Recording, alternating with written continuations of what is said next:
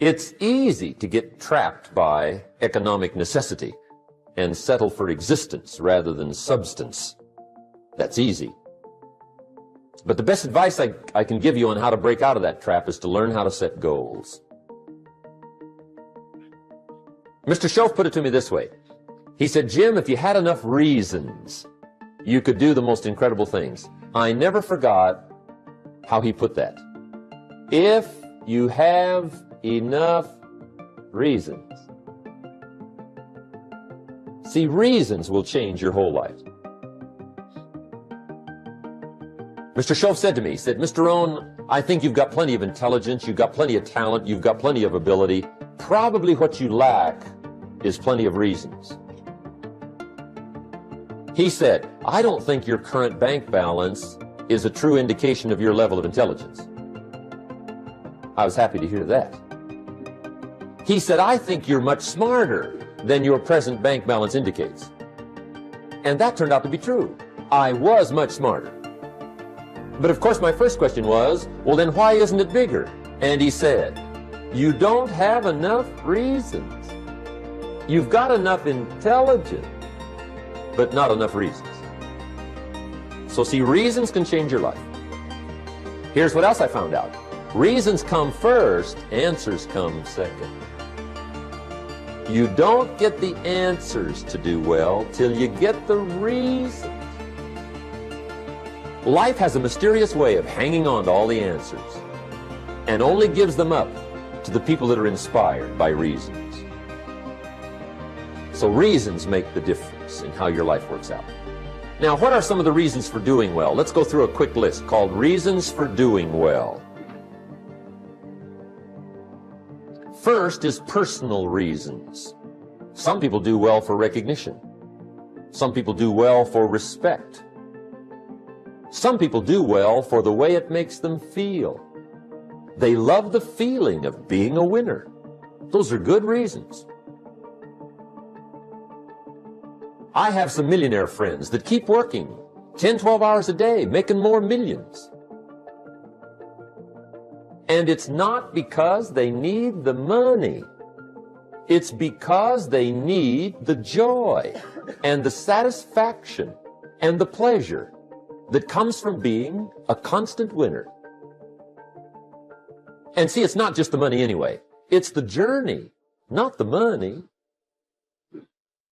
Once in a while somebody says to me, boy, if I had $1 million, I'd never work another day in my life.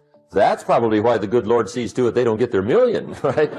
They'd quit. They'd quit. Okay. Next is family reasons. Some people do extremely well for other people, and that's powerful. Human beings can greatly affect each other. Sometimes we will do things for somebody else we will not do for ourselves. We're made that way. I met a man one time who said, Mr. Rohn, to do all the things I want to do with my family around the world, he said, I got to have at least $250,000 a year. I thought, incredible. Could a guy's family affect him that much? And the answer is, of course. How fortunate are the people that find themselves greatly affected by somebody for personal achievement. And we are affected. The writer of a recent song said, if not for you, the winter would hold no spring, couldn't hear a robin sing. I just wouldn't have a clue if not for you. So we can be affected. That might be one of the most stimulating reasons to do well, finding somebody. When Andrew Carnegie died, the wee little Scotsman that built the big steel industry, when he died, they opened up his desk, and in one of the desk drawers, they found a slip of paper. On that piece of paper, Mr. Carnegie had written his goal for his life, and he wrote it when he was in his 20s. And on that piece of paper, it said, I'm going to spend the first half of my life accumulating money. I'm going to spend the last half of my life giving it all away. What a goal.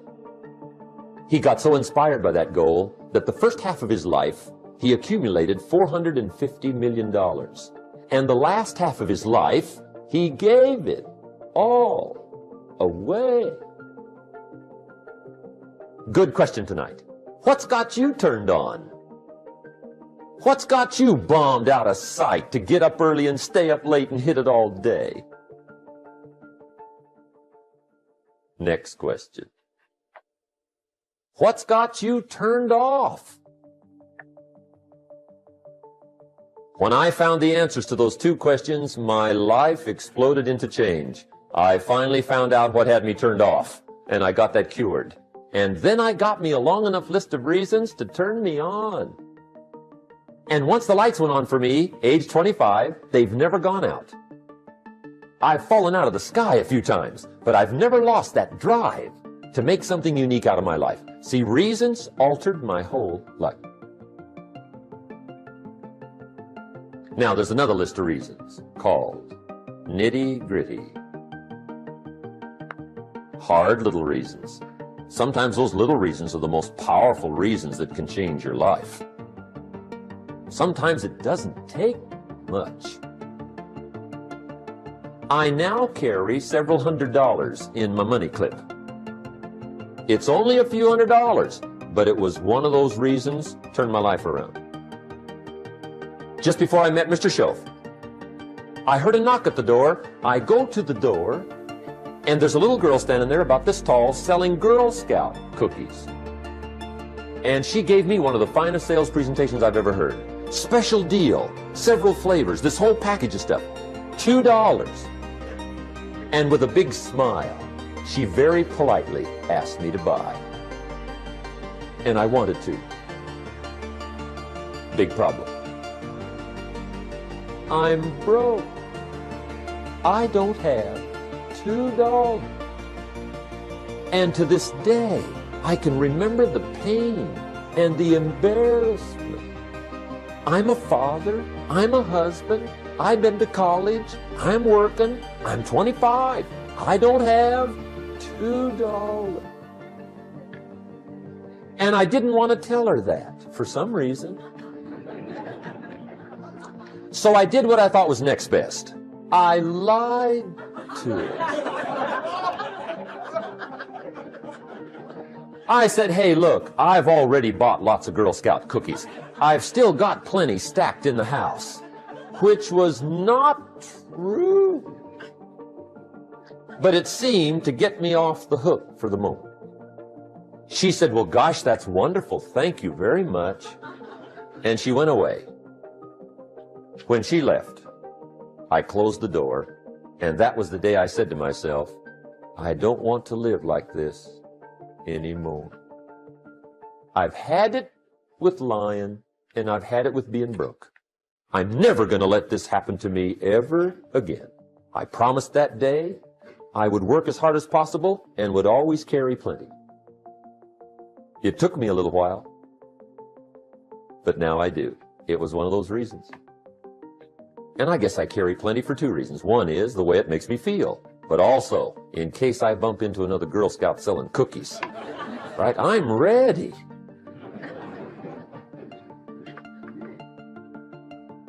I walked out of the Bank of America one time up in Saratoga, California, where I used to live. Two little girls selling candy right outside the bank. Good place. Some girls' organization they're working for, right? I come walking out of the bank.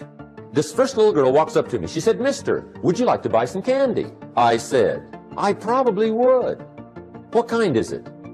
She said, it's almond roca. I said, my gosh, that's my favorite. She said, wonderful. I said, how much is it? She said, it's just $2. I thought, incredible. I said, how many boxes of that candy have you got? She said, 5. And her little friend was in there. She was selling candy too. I said, how many boxes have you got? She said, I've got 4. I said, that's 9. I'll take them all. They said, really?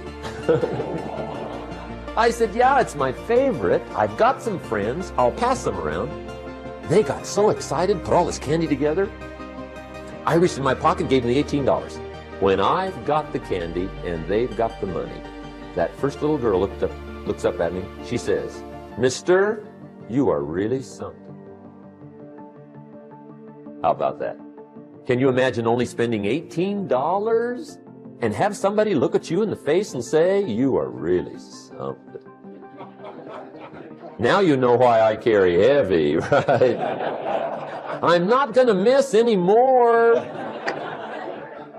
It was just one of those reasons. Helped to change my life. One of my nitty-gritty reasons was budget finance. Budget finance used to grind my soul. Way back in those early days, I had fallen for one of those consolidation loans, where you take all your little hard-to-pay bills, put them into one big impossible-to-pay bill, right?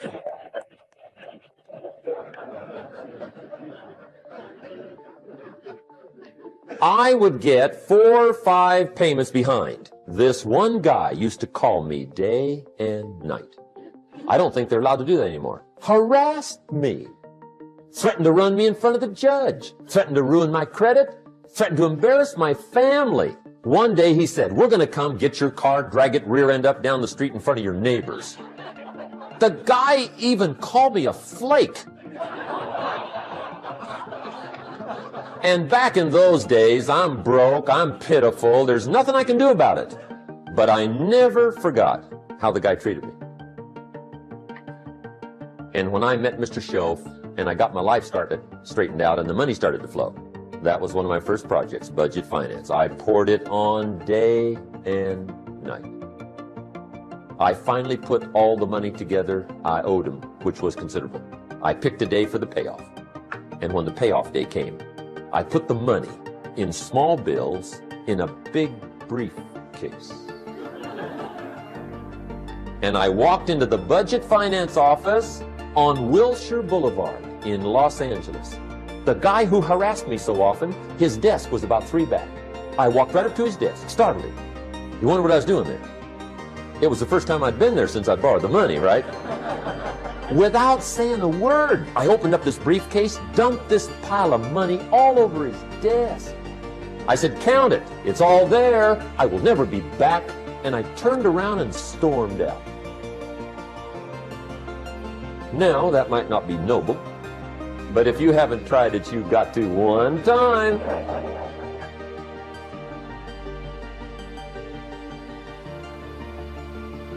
It can be the day that turns your life around. All you need is a reason that turns you on. One of my dear friends, Robert Depew, Bobby used to be a school teacher in Lindsay, olive capital of the world. Bobby taught school several years, got a little weary teaching school. One day decided he wanted to get into sales. So without telling anybody, he just up and quit his job teaching school and jumped into sales. When he did, his brother made fun of him, laughed at him, put him down, said Robert's lost his mind. Had a good job teaching school, now he thinks he's a salesman. He's going to go down the drain, lose everything. Just put him down something fierce.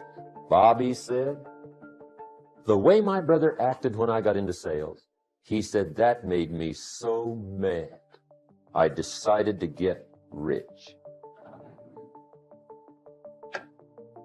And my question for you tonight is it possible to get that mad? Of course.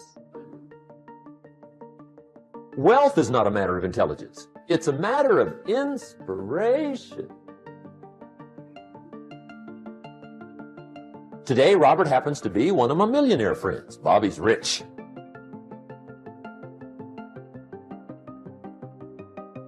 Frank Sinatra said one time, the best revenge is massive success.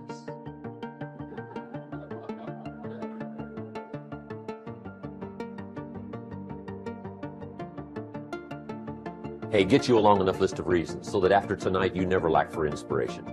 You might not have all the answers right away, but you can get the answers if you can get the reasons.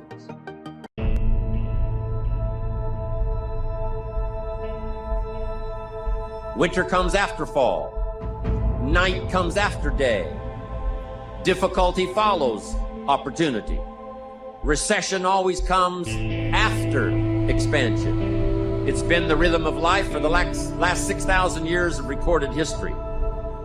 So the winters are going to come. The winter of sickness, the winter of disappointment, the winter of devastation, social winters, economic winters, personal winters when your heart is smashed in 1,000 pieces and the nights are unusually long. It's simply called wintertime. But the winters are inevitable. So it has been for the last 6,500 years recorded history. You say, well, Mr. Rohn, what can I do about the winters of life? That as you go through the challenges of life and you look at it and embrace whatever comes to you, don't run from it. Step toward it. Don't try and duck it like most people do. See, most people want it easy. See, easy come, easy what? Easy go. And literally what I've learned in these moments is that I have to stop listening to myself and I have to start talking to myself. I'm like, Rich, you're great. I'm like, looking in the mirror like, you can do this. Rich, you can handle this. Rich, this is not a big deal. Rich, this is gonna pass. You're amazing. Rich, this too shall pass. You got to find ways to increase your sense of self-appreciation, because if you don't, you're bombarded with negative stuff every day that beats you down, and you will find yourself unconsciously engaged in self-destructive behavior. If you don't program yourself, life will program you.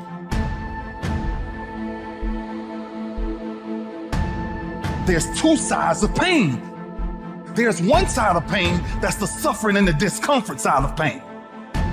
But then there's another side of pain that's called effort.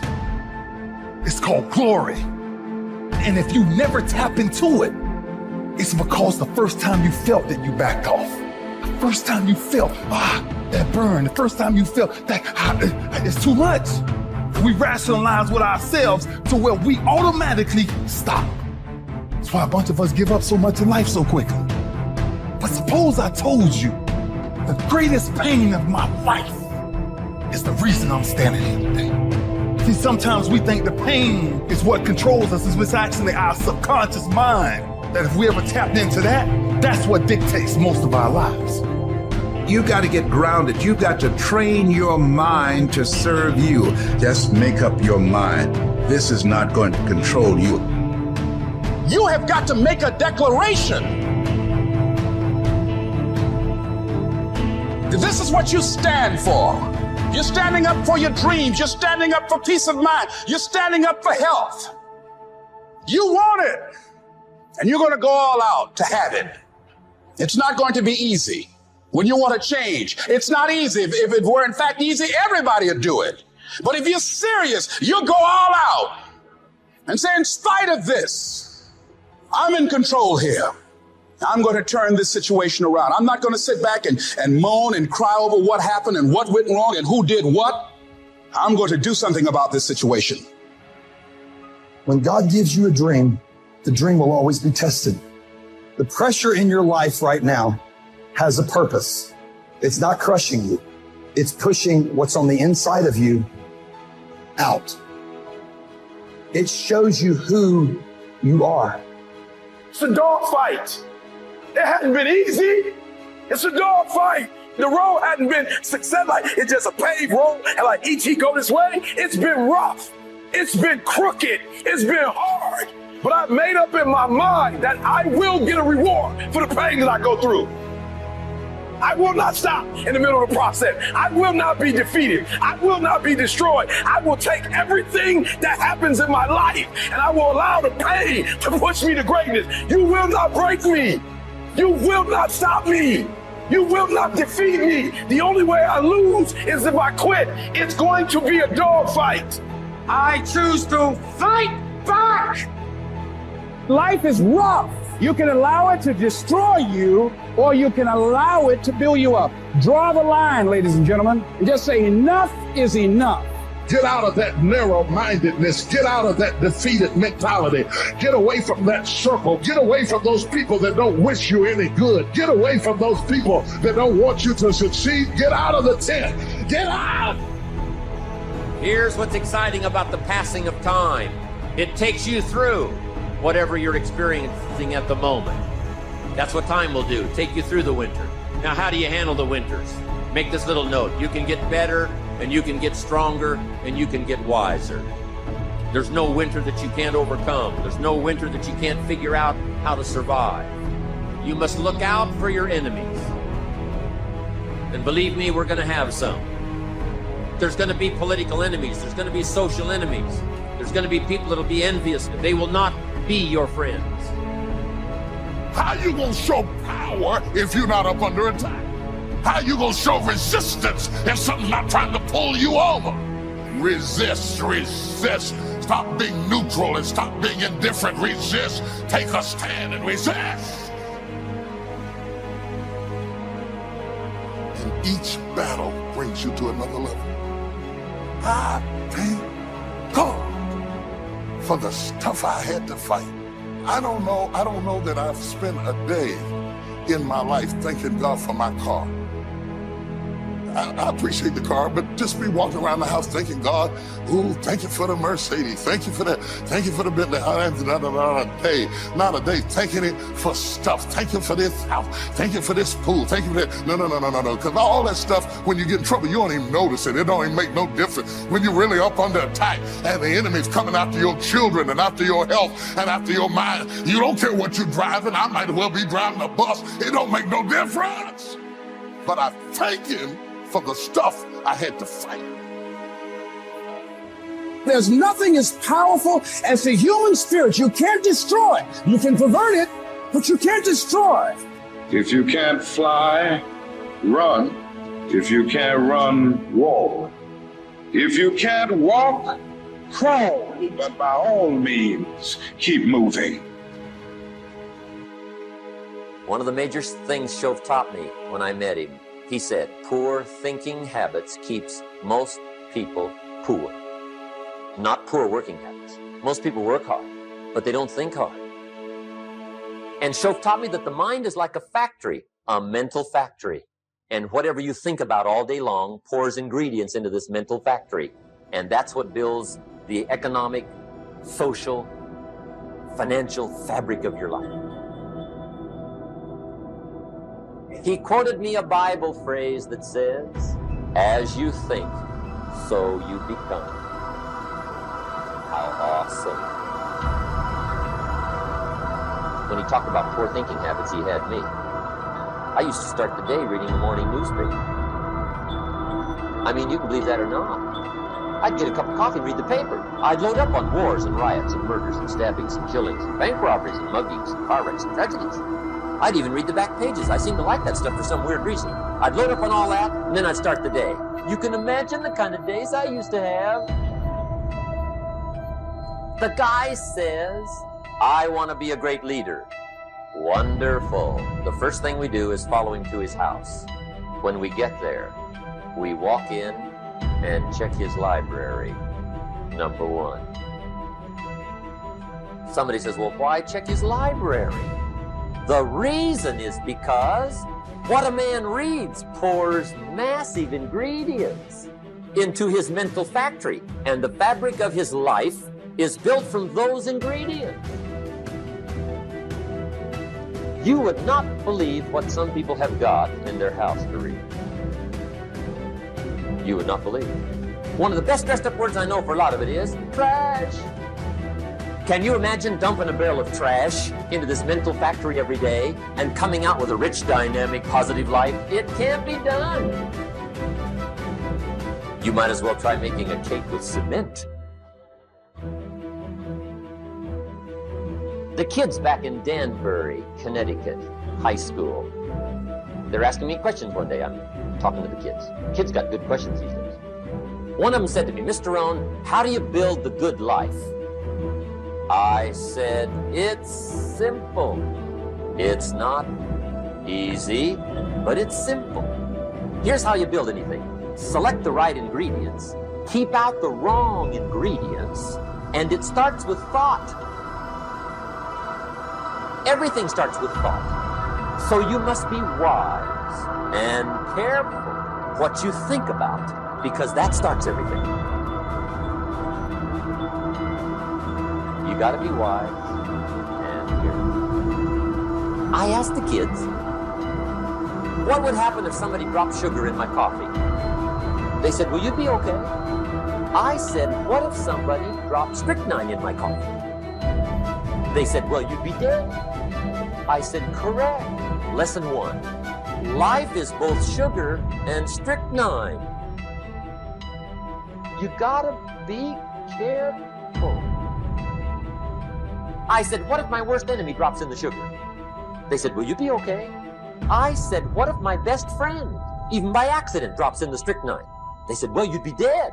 I said, correct. Lesson 2, watch your coffee.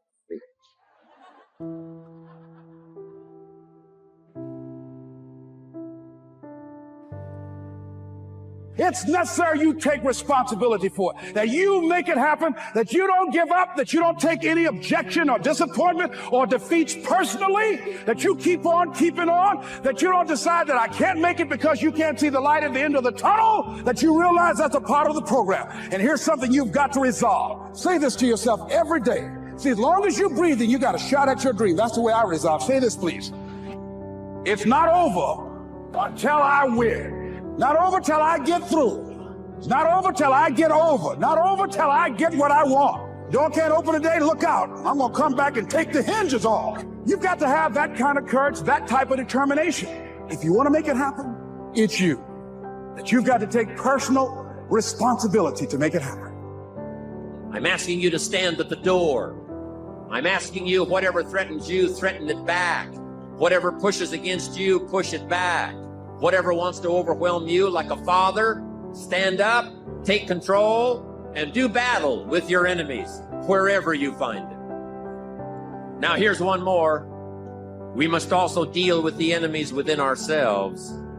Some of the enemies are a lot closer than that. They are within. And I want to give you a list of some of the things to watch out for when you get back home, called enemies within yourself. Here's the first one, indifference. Whatever you do, practice not being casual. You've got to shake off sometimes the lethargy that would say, oh, well, maybe it's not going to work for me. Don't be casual. Casualness creates casualties. You've got to deal with it. Indecision is called the thief of opportunity. Make decisions even if it's a wrong decision. Do the very best you can, make a decision and go with it. If it doesn't work out because it was a wrong decision, I'm telling you, that gives you experience now to make a better decision. Here's the next one, doubt. We've all got to deal with the enemy of doubt. Cynicism has a unique way of crowding in on all of us. Being cynical about society, being cynical about the past, cynical about the future. I'm asking you, don't let that disease grab you by the throat and ruin your chances to do well. Yes, it's easy to doubt that it can happen. It's easy to doubt. We've all got fears that want to crowd in. And here's one of the worst ones of all, and that is to doubt yourself.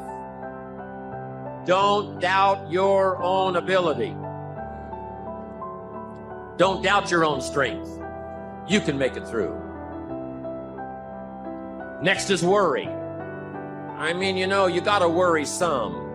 But here's the clue, don't let it conquer you. Mark this down, let worry alarm you, but don't let it conquer you. We all need to be concerned. We all need to be concerned. If there's enemies around, we need to be concerned. If it isn't going well, yes, we need to be concerned. But I'm asking you to let it concern, let it touch you, let it alarm you, but don't let it conquer you. Take all of the worries you've got and try to drive them into the smallest corner you can possibly find. So whatever your enemies are here, drive them into a small corner. Here's the next one. Over-caution. Hey, in the spring, if you're too cautious, you never will plant the seed. If you're too cautious, you won't take the chance. If you're too cautious, you won't step out front. Make this note. You got to take a chance. Drive your tendency to be too cautious. Drive it into a small corner. Yes, you can't be gullible. No, you can't go for everything. Yes, you've got to be careful. Yes, but don't be so cautious that it paralyzes you. Don't be so cautious that it restricts your chance to do better. See if you can't conquer that. Here's the next one. Pessimism. Yes, there's the dark side. Yes, there's the problem side. Yes, there's the difficult side. But I'm telling you, it's not the only side. Yes, the glass is half empty, but it's also half full. Yes, there's the dark side, but there's the light side. Yes, the night comes, but so does the day. I'm telling you, don't be afraid of both sides, opportunity and difficulty, chance and danger. Learn how to handle it all. Now here's the last one. You've got to deal with it. I have to deal with it. We all have to deal with it. And that's complaining. Yes, there's room for a legitimate complaint. But here's what I'm asking you. Don't let complaining master your life. If you become a chronic complainer, I'm telling you, nobody wants to be around you. Chronic complainer. I wouldn't want you for a business partner. Don't let complaining conquer your life. Don't become a victim of yourself. Repeat after me, please, with power and conviction. Say, it's possible. That's all I want you to do when you look at your dream. Just say to yourself every day, it's possible. Just say that every day to yourself, it's possible. Because what does that do? See, it begins to change your belief system. See, the way in which we operate, ladies and gentlemen, it's a manifestation of what we believe, what's possible for us. Whatever you've done up to this point, all that it really is a duplication, it's a reproduction of what you believe subconsciously that you deserve and what's possible for your life.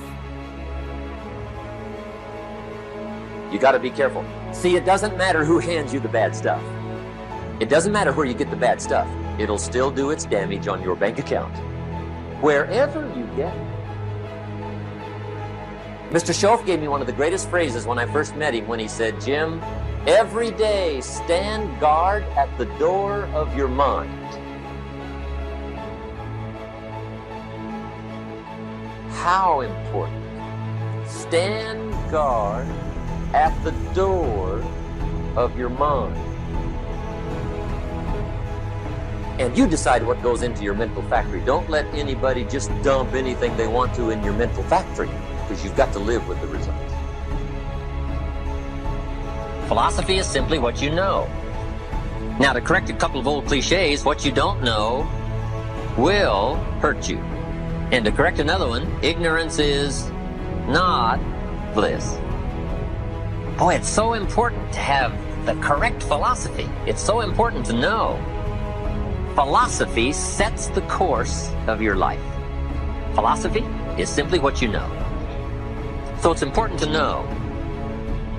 I'm telling the kids these days, make sure you get the information while you're here. I'm talking to the Newport Harbor high school kids in some lectures last year and this year. And my encouragement is, make sure you get all the information while you're here. I know it's laborious. I know it isn't easy to read the books and take the classes and try to get good grades. But hey, while you're here, gather it all up. The book you miss will make a difference, right? The information you don't get will make a difference in the legacy of your equities over the next few months, the next few years. So philosophy, this is where it all begins. Now, I've divided philosophy into three parts. One is basic, starting out philosophy. The baby starts processing information right away. Cold is bad, warm is good, hungry is awful, food is terrific. The baby starts reacting and processing information and having certain reactions to it. So our philosophy starts early, gathering information and reacting to it. Next is expanded philosophy. At least enough philosophy to be gainfully employed and offer a value to society and find your place in the marketplace. You know, be a reasonable, decent human being. Expanded philosophy. But now how do you become wealthy and powerful and sophisticated, influential and unique? Simple word, refined philosophy. The refinement of philosophy. The extra studies and the extra books and the extra classes and the extra thinking, the extra pondering, the extra give and take of testing ideas and debate and discussion. That's where the extra life comes from, is in the dimensions of refined philosophy, the extra thinking. And these are the steps of intellectual discovery that a lot of people just don't want to take, or they're too busy to take it, or it presents itself in too strong and tough a manner, these extra skills. But I'm telling you, once you start engaging in these extra skills, you won't ever want to go back. This new intellectual discovery is where the wealth is. It's where the happiness is, the good life, influence, power, refinement of philosophy. Now, our philosophy comes from a lot of places. Let me give it to you. Number one, from teaching, the influence of others, from the books we read, from the classes we take. And you might underline the word influence. This is where a big share of our philosophy comes from. Influence. In another series, we asked 3 major questions. Who am I around? That's called big questions. Some questions are little and some are big. This is a big one. Who am I around? Question number 2, what are they doing to me? This is called major. This is called big. Where have they got me going? What have they got me reading? What have they got me thinking? What have they got me saying? And the big biggie, what have they got me becoming? Influence plays a major role in the development of our philosophy. How we think, how we speak, the formulation of ideas, the things we weigh concerning values. All of this is so important. What we know, the mind, thinking, processing ideas and information. Ideas are simply information taking form. Now, we do something very important with what we know. We weigh it. We put it on our mental scales and we weigh it. And I don't know, we may give it a number from 1 to 10. Probably not consciously. But if we hear something and we come into possession of some information and we give it a 10, we'll probably act on it right away. If we give it a 1, we'll probably let it slide. If it's important, we'll do something about it. If we don't think it's important, we'll probably let it go. But it's so important to evaluate. A key word we learn in leadership skill training, perception. Trying to find value in something. Where is the value? How valuable is it? How important is it? Is there something here that I can't see at first glance? Is there something below the surface? Is there something in the inner workings of it? What goes behind it? What goes beyond it? What is its origin? All of these questions that help us come to the perception of value, ideas, evaluating information. Now, here's what's important, to have a good set of mental scales. What if in processing information your mental scales were off? And you weighed everything a little wrong? Do you think that would affect your life? The answer is, of course. And all you got to be is a little off for 10 years. And you can imagine what the difference is. I got a key phrase for you. Life accumulates. We either accumulate the debt or the value. We either accumulate the regret or we accumulate the equity. Now, we must all suffer one of 2 pains. The pain of discipline or the pain of regret. And I'm suggesting discipline. Mental discipline to refine ideas. Of course it's laborious and of course it's a push, but it's called small price to pay so that you won't have the regret later on. Regret weighs tons. Discipline weighs ounces. So if you accept the early ounces of discipline of thought to refine ideas and not just let major questions go by, what about society? What about the government? What about taxes? What about religion? What about life? What about capital? What about business? What about society? All of these major questions. What about my life and my value and my place and my future? And what about life? What about origin? What about destiny? What about opportunity? What about possibility? All of these major questions, to let them go casually by is to miss the treasures that your life could accumulate into in the coming months, the coming years. So this is called major. What we ponder and what we think about sets the course of our life. It's like the set of the sail that's taking us somewhere. Let me give you a good question to write down. Where are my thoughts taking me? This is a biggie question. Where are my thoughts taking me? These are some of the things you want to make sure of. You might be able to be casual about some things, but here's some things not to be casual about. My philosophy is taking me somewhere. Big question, where?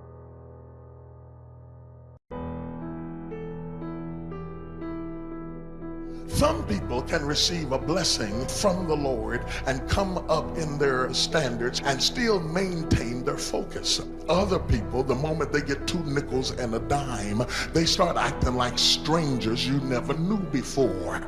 They just cannot handle the blessing of the Lord. One good blessing and they can't speak to anybody, and one good blessing and they're shaking your hand with 3 fingers out.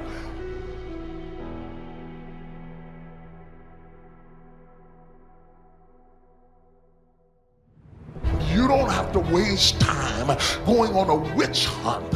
You don't have to chase down rumors. You don't have to chase down gossip. You don't have to change anybody's mind about you. You don't have to change their attitude. Your blessing is not predicated upon anybody else's opinion. The only thing you have to worry about is not cursing yourself.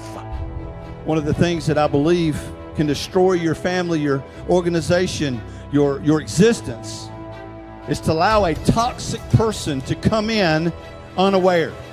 Here's what I believe to be true. Hateful people are simply hurt people. I believe with all my heart. People who are hateful are people who have been hurt. And guess what? The problem with hurt people is they do what? They hurt people. You should surround yourself with people who genuinely want the best for you. And if the people around you are not supporting you in your endeavors, and they put you down and they punish you for your virtues, or even punish you too intensely for your faults, and fail to reward you when you're doing what you should be doing, that there comes a point where you would be better off finding someone who is actually on your side. And that can even be the case with family members, although of course that's a very difficult decision to make. But sometimes people do have the misfortune of being tangled up with family members who are operating in a manner that's so counterproductive to their health that it's better for them, despite the pain, to cease communication with them. See, a lot of folk won't let you forget what you used to do or what you have done, what mistakes you've made. All of us have made some mistakes in life. All of us have done some things that if we had them to do over again, we wouldn't do it again. There are a lot of things that if I had it to do over again, if I knew then what I know now, I would have done it differently. Well, it didn't happen that way. And that's what you call life. I didn't do it like that. Oh, you don't want me to live that down, huh? You want to keep on putting that in my face about what I did. Guess what? I'm not interested. That's what I did then. Won't do it today, so you are picking on an innocent man. There are people that do not want you to lift your head and to walk proudly in this life. Well, they will say to you is, hey, don't you remember what you did back then? But see, the haters, they see that, and because they don't have that peace, they don't want you to have it either. I guarantee you, if you show me a person that is a hateful person in this life, I will show you a person that has been treated hatefully in his own life. He's been treated cruelly. He has been outed. He has been disenfranchised. He or she has been disenfranchised. But I would say, even if you don't like the idea of removing the toxic people in your life, you should certainly endeavor to surround yourself with the sorts of people that you would want to surround someone that you regarded as your friend or loved one. So you need to extend the same courtesy to yourself, especially to the part of yourself that's striving upward, that you would to someone that you cared for. You're looking at a guy who got rejected a lot of times. I had friends who were friends that I grew up with, that over time, like for some reason, they just didn't want to hang with me anymore. So, what do?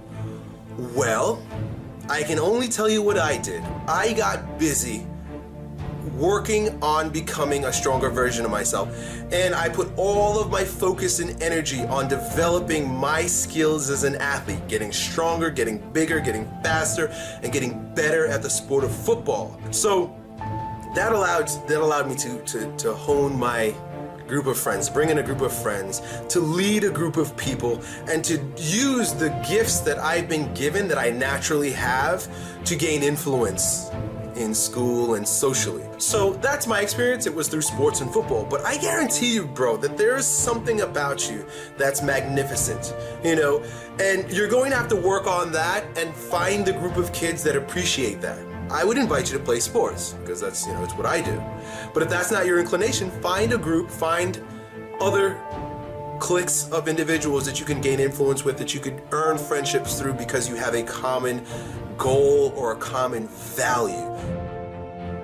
Unapologetically get rid of all things, people, and situations that no longer belong in your life. That means you are going to boldly step into and walk into the unfamiliar. Boldly and abruptly get rid of things, people, and situations, relationships, friendships, surroundings. Deciding that you love yourself enough to no longer walk in the direction of pain, drama, or dysfunction. There's no way that you can say that you love yourself when you don't like most of your friends. There's no way that you can say that you are really concerned about your career getting to another level if you still have those managers, agents, lawyers, business people, or anything associated to your business. Let me tell y'all something. I realized a long time ago, I only got one Tyrese Gibson. I'm not angry. I'm convinced.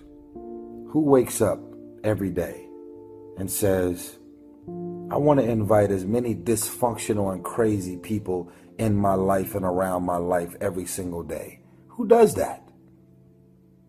You don't like them, so why are they still there? You don't trust them, so why are they still there? So I believe also hateful people have a need to put you down because they really are trying to make themselves feel better. They lose sight of contentment. They stop counting their blessings and they start counting the blessings of other people. That's who they are. There are people that do not like to see you advancing in life. Other thing is that in order to get out of a rut, we need some coaching. Find some trusted critics, people that you know care about you and love you. So there's some things that keeps us from growing and getting out of ruts. Number one, we identify with feedback. We take it personal when someone wants to give us some feedback on where we are falling short and tell us about our blind spots. We want to have everything being positive about us. We're not perfect. It hurts. I have a friend who's a trusted critic. I don't like him, but I love him. He doesn't tell me the things I want to hear. He tells me what I need to hear so I can grow. It hurts. It hurts when he put me on the hot seat. I can't stand it. But that's the only way that I can grow.